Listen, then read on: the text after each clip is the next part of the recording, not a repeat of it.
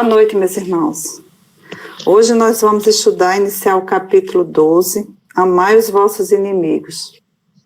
E vamos começar com retribuir o mal com o bem.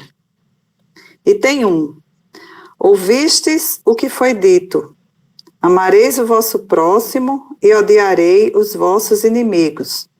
Eu, porém, vos digo, amai os vossos inimigos, fazei o bem ao que vos odeiam e orai pelos que vos perseguem e caluniam, a fim de serdes filhos do vosso Pai que está nos céus, e que faz se levante o sol para os bons e para os maus, e que chova sobre os justos e os injustos. Porque, se só amardes os que vos amam, que recompensa tereis? Os publicanos também não procedem dessa maneira? E se saudardes apenas os vossos irmãos, o que é que com isso fazeis mais do que os outros? Os pagãos não fazem as mesmas coisas? Digo-vos que, se a vossa justiça não for mais abundante que a dos escribas e dos fariseus, não entrareis no reino dos céus. Mateus, capítulo 5, versículos de 43 a 47 e 20. Item 2. Se somente amardes os que vos amam, que recompensa tereis, uma vez que as pessoas de má vida também amam os que as amam? Se somente fizerdes o bem aos que vo-lo fazem, que recompensa tereis, já que as pessoas da má vida fazem a mesma coisa?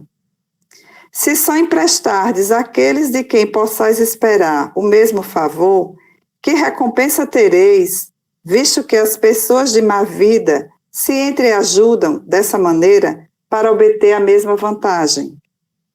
Mas quanto a vós, amai os vossos inimigos, fazei o bem a todos e emprestai sem esperar coisa alguma. Então, muito grande será a vossa recompensa, e sereis filhos do Altíssimo, que é bom para os ingratos e até para os maus. Sede, pois, cheios de misericórdia, como cheio de misericórdia é o vosso Deus. Lucas, capítulo 6, versículo de 32 a 36. Item 3. Se o amor do próximo constitui o princípio da caridade, amar os inimigos é a mais sublime aplicação desse princípio, porque a posse dessa virtude é uma das maiores vitórias alcançadas contra o egoísmo e o orgulho. Entretanto, geralmente há equívoco quanto ao sentido da palavra amar nesta circunstância. Jesus não pretendeu, por essas palavras, que se tenha para com o inimigo a ternura que se dispensa a um irmão ou amigo. A ternura pressupõe confiança. Ora, ninguém pode ter confiança numa pessoa sabendo que esta lhe quer o mal. Ninguém pode ter para com ela expansões de amizade, já que ela pode abusar dessa atitude. Entre pessoas que desconfiam uma das outras, não pode haver essas manifestações de simpatia que existem entre as que comungam das mesmas ideias. Enfim, ninguém pode sentir em estar com um inimigo prazer igual ao que sente na companhia de um amigo. Esse sentimento resulta de uma lei física, a da assimilação e a da repulsão dos fluidos. O pensamento malévolo determina uma corrente fluídica, cuja impressão é penosa. O pensamento benévolo nos envolve num eflúvio agradável. Daí a diferença das sensações que se experimenta a aproximação de um amigo ou de um inimigo. Amar os inimigos não pode, pois, significar que não devemos estabelecer diferença alguma entre eles e os amigos. Esse preceito só parece difícil, impossível mesmo de praticar, por entender-se falsamente que ele prescreve se dê o mesmo lugar no coração, tanto ao amigo quanto ao inimigo. Se a pobreza da linguagem humana obriga a que nos sirvamos do mesmo termo para exprimir diversos matizes de um sentimento, cabe à razão estabelecer as diferenças conforme os casos. Amar os inimigos não é, portanto, ter por eles uma afeição que não está na natureza, visto que o contato de um inimigo nos faz bater o coração de modo muito diverso do seu bater ao contato de um amigo. Amar os inimigos é não lhes guardar ódio nem rancor, nem desejo de vingança. É perdoar-lhes sem segundas intenções e incondicionalmente o mal que nos causem. É não opor nenhum obstáculo à reconciliação. É desejar-lhe o bem e não o mal. É regozijar-se em vez de afligir-se com o bem que lhes advenha. É estender a mão que socorre em caso de necessidade. É abster-se, quer por palavras, quer por atos, de tudo que os possa prejudicar. É finalmente restituir-lhes todo o mal com o bem, sem intenção de os humilhar. Quem age dessa forma, preenche as condições do mandamento: amai os vossos inimigos. Item 4. Amar os inimigos é, para o incrédulo, um contrassenso. Aquele para quem a vida presente é tudo, só vê no seu inimigo um ser nocivo, que lhe perturba o repouso e por qual acredita que unicamente a morte pode livrar. Daí o desejo de vingar-se. Não tem nenhum interesse em perdoar, senão para satisfazer o seu orgulho, aos olhos do mundo. Em certos casos, perdoar parece-lhe mesmo uma fraqueza indigna de si. Se não se vingar, nem por isso deixará de conservar o rancor e um secreto desejo de mal para com o outro. Para o crente, e sobretudo para o espírita, a maneira de ver é totalmente diferente, porque lança os olhos sobre o passado e sobre o futuro, entre os quais a vida presente não passa de um ponto. Sabe ele que, pela própria destinação da terra, deve esperar encontrar aí com homens maus e perversos, que as maldades com que defronta fazem parte das provas que deve suportar, e o elevado ponto de vista em que se coloca lhes torna menos amarga as vicissitudes, quer procedam dos homens, quer das coisas. Se não se queixa das provas, também não deve queixar-se dos que lhe servem de instrumento. Se, em vez de queixar-se, agradece a Deus por experimentá-lo, deve igualmente agradecer a mão que lhe dá a ocasião de demonstrar sua paciência e a sua resignação. Essa ideia o predispõe naturalmente ao perdão. Sente, além disso, que, quanto mais generoso for, tanto mais se engrandece aos seus próprios olhos, e se põe fora do alcance das setas maléficas do seu inimigo. O homem que ocupa uma posição elevada no mundo não se julga ofendido pelos insultos daquele a quem considera o seu inferior. Dá-se o mesmo com que, no mundo moral, se eleva acima da humanidade material. Este compreende que o ódio e o rancor o aviltariam e rebaixariam. Ora, para ser superior ao seu adversário, é preciso que tenha a alma maior, mais nobre e mais generosa. Bom, meus irmãos, esses itens que falam em retribuir o mal com o bem, né, em amar os nossos inimigos, aqui as instruções dos espíritos, né, que foram os itens 3 e 4, eles são bem esclarecedoras, né?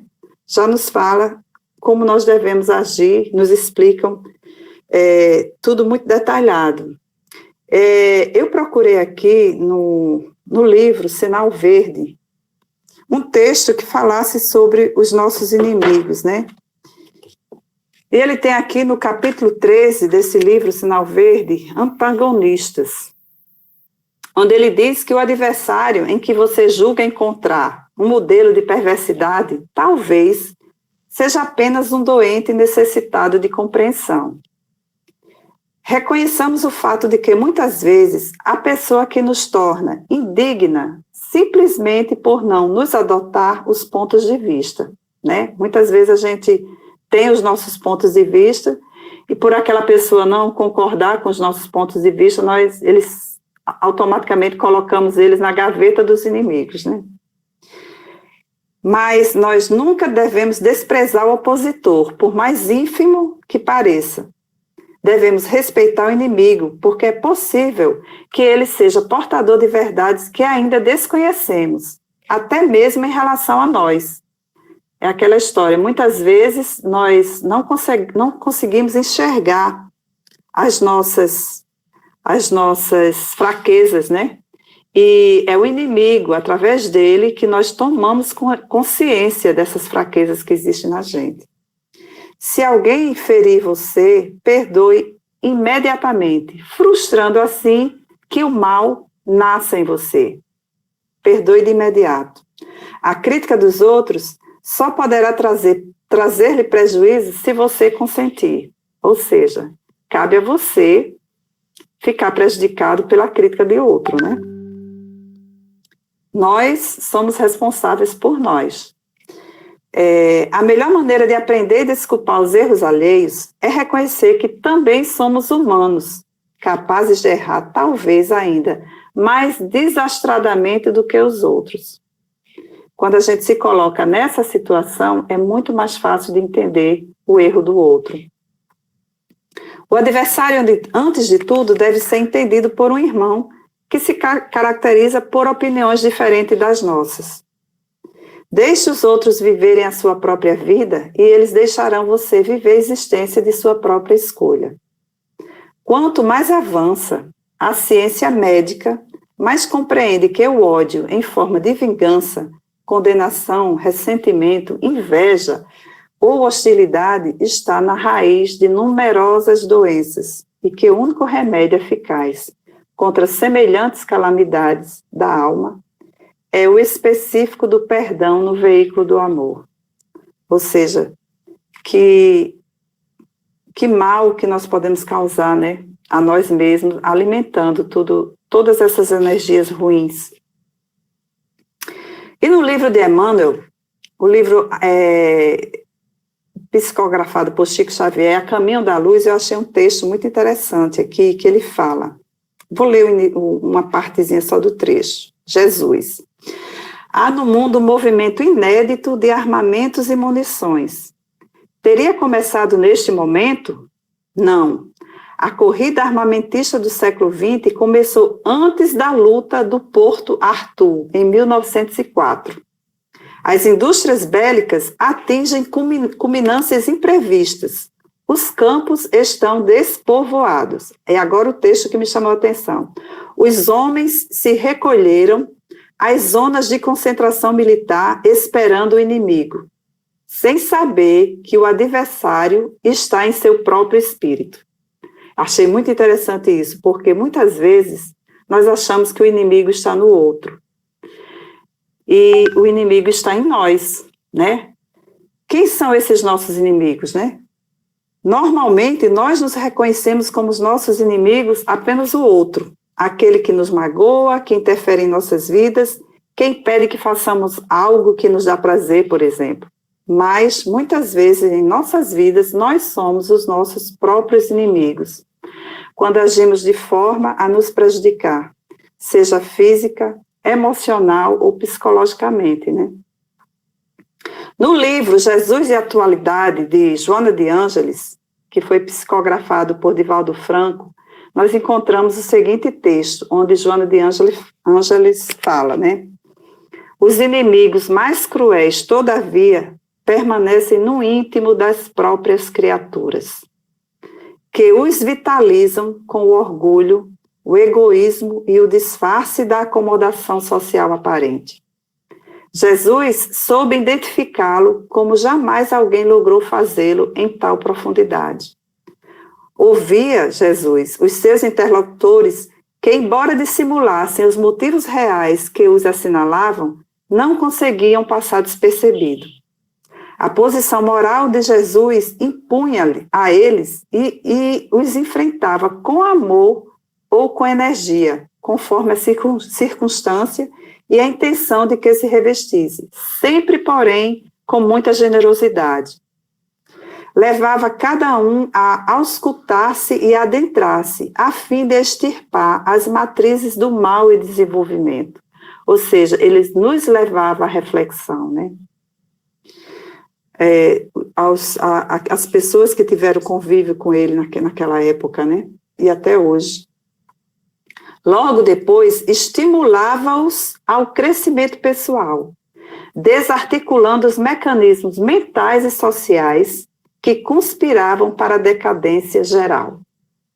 Sugere-nos Joana de Ângeles. Joana de Ângeles nos dá umas dicas aqui. Não temas enfrentar as tuas sombras, esses inimigos que vigoram em ti mesmo, esses inimigos que estão dentro de cada um de nós. Fortalece o ânimo e concentra-te em Jesus, a própria terapia atuante. Deixa que a tua emoção o alcance. Não tenhas medo destes adversários com os quais convives sem saber. Identifica-os um a um, desembaraçando-te logo após da pressão que exercem sobre ti. Recupera a tua humanidade, sendo tu mesmo. Convive com todos no teu grupo social, mas preserva-te sem seguir os modelos fabricados pelo consumismo devorador e neurotizante. Permanece aberto à renovação. Desprovido de prevenções perturbadoras, gozarás de otimismo, que é o fator essencial a uma vida sadia e a um interrelacionamento social saudável. Não temas enfrentar as tuas sombras, esses inimigos que vigoram em ti mesmo. Nós precisamos enfrentar estas sombras, reconhecer a sua existência para então exercitarmos a nossa libertação. Enquanto mantivermos esses inimigos em nós, fortalecendo-os a cada instante, eles serão verdadeiros obstáculos ao nosso crescimento e à nossa evolução. No entanto, caso nos predispusermos a nos libertar, teremos que reconhecer a sua existência e dar a eles a oportunidade de serem libertados e, consequentemente, proporcionaremos a nossa libertação. Já nos dizia o Mestre, conheça a verdade e a verdade vos libertará. O caminho já nos foi indicado há muitos séculos, meus irmãos. Resta a nós querer tomar esse caminho como objetivo de vida e seguirmos em busca da nossa libertação e da nossa felicidade. Muito bem, meus irmãos, agora vamos voltar aqui para o Evangelho, dando continuidade ao item 5, os inimigos desencarnados. O espírita tem ainda outros motivos para ser indulgente com seus inimigos. Em primeiro lugar, ele sabe que a maldade não é um estado permanente dos homens, que ela se deve a uma imperfeição momentânea e que, assim como a criança se corrige com seus defeitos, o homem mau reconhecerá um dia os seus erros e se tornará bom. Sabe também que a morte apenas o livra da presença material do seu inimigo, já que este pode persegui-lo com seu ódio, mesmo depois de haver deixado a terra. Que assim, a vingança falha de seu objetivo, visto que, ao contrário, tem por efeito produzir maior irritação, capaz de passar de uma existência a outra. Cabia ao Espiritismo provar, por meio da experiência e da lei que rege as relações entre o mundo visível e o mundo invisível, que a expressão extinguir o ódio com o sangue é radicalmente falsa. Que a verdade é que o sangue alimenta o ódio, mas não o além-túmulo. Cabia-lhe, por conseguinte, dar uma razão de ser positiva e uma utilidade prática ao perdão e ao sublime preceito de Cristo: amai os vossos inimigos. Não há coração tão perverso que, mesmo sem se dar conta, não se mostre sensível ao bom proceder. Mediante o bom procedimento, tira-se pelo menos todo pretexto às represálias. De um inimigo pode-se fazer um amigo antes e depois de sua morte. Com o mau proceder, o homem irrita o seu inimigo, que então serve de instrumento à justiça de Deus para punir aquele que não perdoou. Item 6. Podemos, pois, ter inimigos entre os encarnados e os desencarnados. Os inimigos do mundo invisível manifestam sua malevolência pelas obsessões e subjugações, que têm vitimado tanta gente e que representam uma variedade nas provações da vida. Tais provações, como as demais, concorrem para o adiantamento do ser e devem ser aceitas com resignação e como consequência da natureza inferior do globo terrestre. Se não houvessem homens maus na Terra, não haveria espíritos maus à sua volta. Se, portanto, devemos usar de benevolência com os inimigos encarnados, assim também devemos proceder com relação aos que estão desencarnados. Antigamente, sacrificavam-se vítimas sangrentas para aplacar os deuses infernais, que não eram senão os maus espíritos. Aos deuses infernais sucederam os demônios, que são a mesma coisa.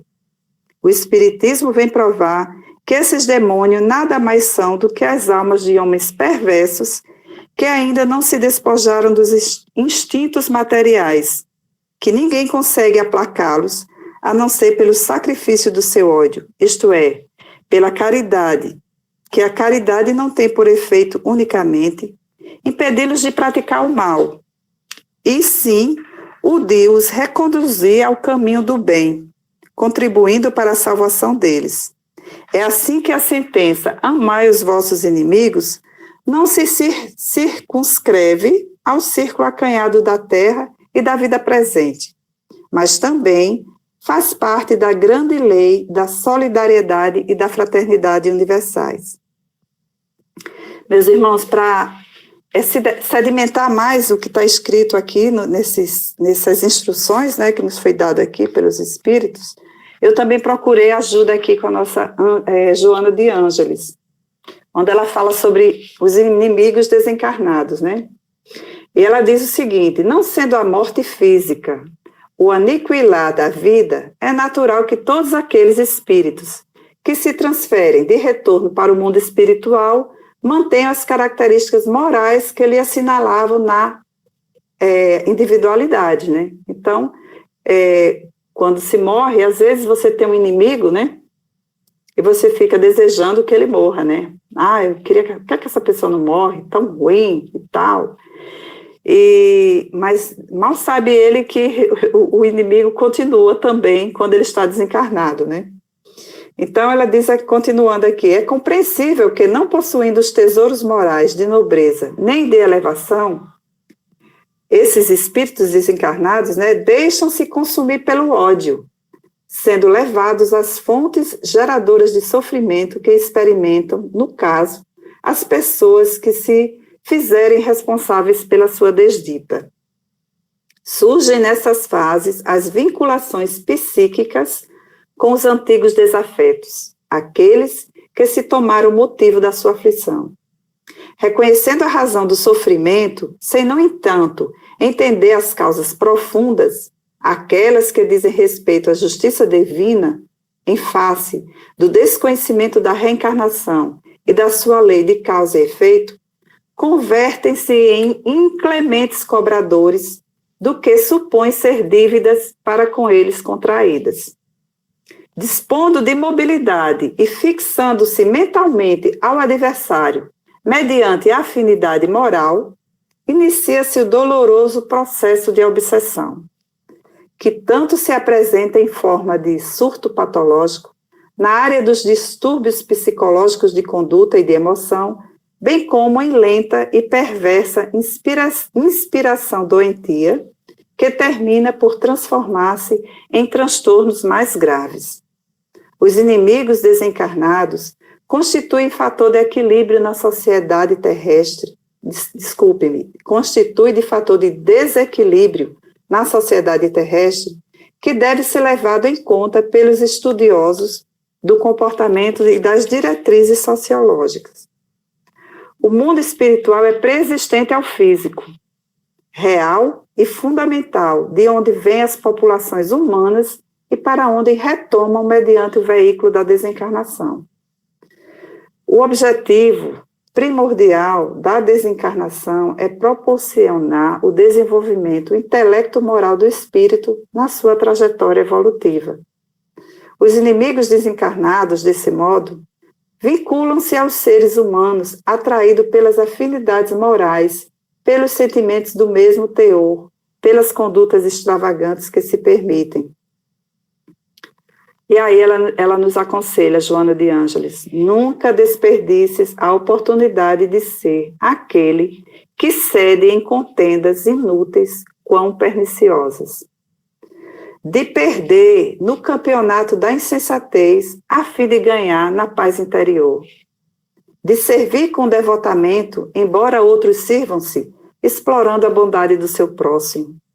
De oferecer compreensão e compaixão em todas e quaisquer circunstâncias que se te deparem. De edificar o bem onde te encontres, na alegria ou na tristeza, na abundância ou na escassez.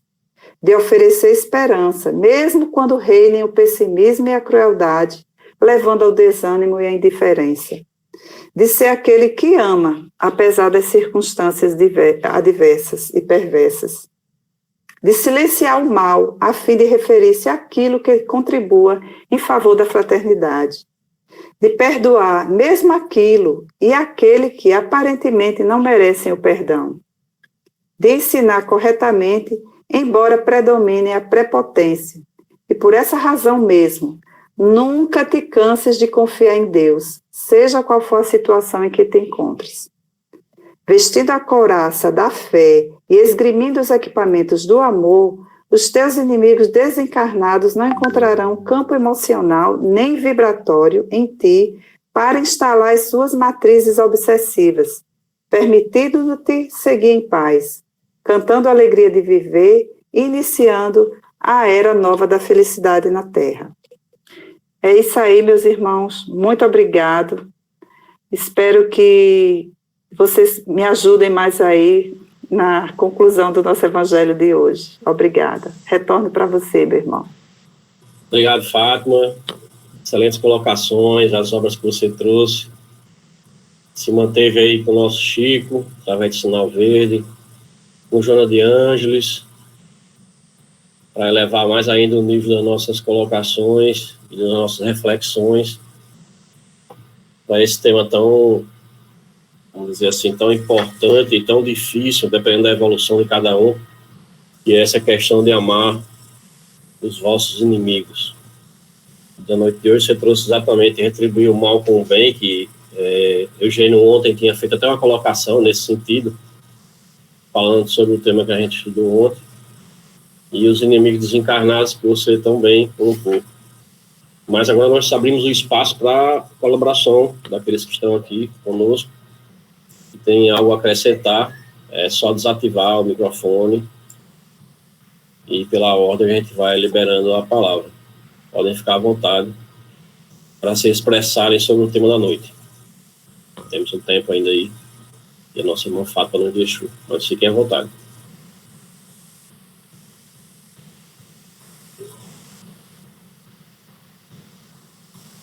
Inácio aí, parabenizando Fátima pelas colocações. Está todo mundo tranquilo com o tema da noite?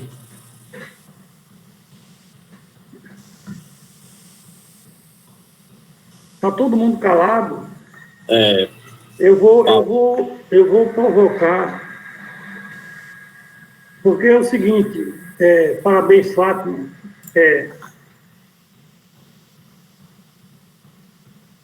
Todos os itens que foram lidos na noite de hoje estão repletos de informações para nós. Cabe, como qualquer um dos livros da doutrina, nossos aprofundamentos na busca desse conhecimento que aqui está contido. Tem um ponto é que a Fátima passou para nós, quando ela diz, na leitura que ela fez, Evolução em Dois Mundos, quando ela diz, o inimigo está em nós. Eu pergunto, quando foi que nós tivemos consciência dessa verdade? Bom, a Fátima está dizendo, e eu acredito que ela deve estar aceitando isso. Quando foi que Fátima despertou para essa verdade? Será que a doutrina espírita favorece esse entendimento? Essa é a reflexão, certo? Que eu tiro, satisfeito de ver se a Fátima já tinha essa concepção, mas se ela passou a ter essa concepção a partir de quando ela conheceu a doutrina espírita, para mim é um resultado benéfico que a doutrina está trazendo. E se promoveu em Fátima, pode promover em todos aqueles que busquem estudar a doutrina. Porque tem muita gente que, lamentavelmente, se diz espírita, mas não tem o conhecimento, não estuda. Como nós estamos fazendo, com paciência, fazendo reflexões em cima de uma temática, e não apenas ler e ponto final. Porque, vejam só, quando Jesus diz, a cada um segundo as suas obras, se minhas obras são más, vai promover em mim malefícios. Portanto, o inimigo está em mim. Não é o que o outro faça que me faz mal. Então, já havia, desde o Evangelho do Cristo, a orientação de que o inimigo está em nós. Mas aí o Espiritismo vem trazer de uma forma diferenciada. Então, a gente vê a grandeza da doutrina espírita. E o interessante é que não tem nada fora dos livros da codificação. É incrível como tudo que foi lido sobre amar os vossos inimigos está nesses 5 itens que foi lido por Fátima. Amar os inimigos, isso aqui no item 4, no item 3, é não lhes guardar ódio, nem rancor, nem desejo de vingança. É perdoar-lhes sem segundas intenções e incondicionalmente o mal que nos consome. É não opor nenhum obstáculo à reconciliação. É desejar-lhes o bem e não o mal. É regozijar-se em vez de afligir-se com o bem que lhes advenha. É estender-lhe a mão, que socorre em caso de necessidade. É abster-se, quer por palavras, quer por atos, de tudo que os possa prejudicar. É, finalmente, restituir-lhes todo o mal com o bem, sem intenção de humilhar. Está tudo aqui. A questão do inimigo desencarnado. Item 3, terceiro parágrafo. Esse sentimento resulta de uma lei física, a da assimilação e da repulsão dos fluidos. O pensamento malévolo determina uma corrente fluídica. Olha só. O pensamento malévolo determina uma corrente fluídica e, no caso, penosa. O pensamento benévolo nos envolve num eflúvio agradável. Daí a diferença. Ele vai falar no item 6. Podemos, pois, ter inimigos entre os encarnados e os desencarnados. Os inimigos do mundo invisível manifestam sua malevolência pelas obsessões e subjugações, que se dá de acordo com o pensamento malévolo ou benévolo, que faz com que haja a afinidade. Está tudo aqui. Nós, agora, estamos de posse do conhecimento que pode nos ajudar nesta vida a atenuarmos ou até mesmo eliminar influências de irmãos que, porventura, tenham rancores contra nós de vidas anteriores. Se nós passarmos a colocá-los nas nossas orações, pedindo para que eles se recuperem dos erros e agora estejam melhores. Então, meus irmãos, como sempre, a gente tem que ser grato pela oportunidade de conhecer a doutrina espírita, por essas noites que nós estamos tendo, promovidas pela pandemia. Cara, pense em algo altamente proveitoso. Estamos todas as noites aprendendo juntos. Obrigado, Marcos. Eu falei demais, já estou dando agonia.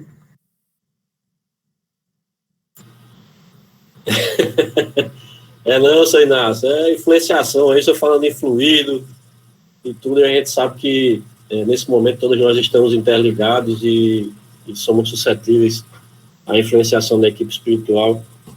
E a gente que está sempre em desenvolvimento com a nossa mediunidade, a gente acaba, às vezes, até viajando quando a gente está escutando.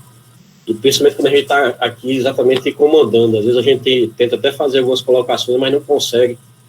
Preocupado para que não aconteça nada de errado. Eu não vou nem chamar Antônio, porque o Antônio não está aqui.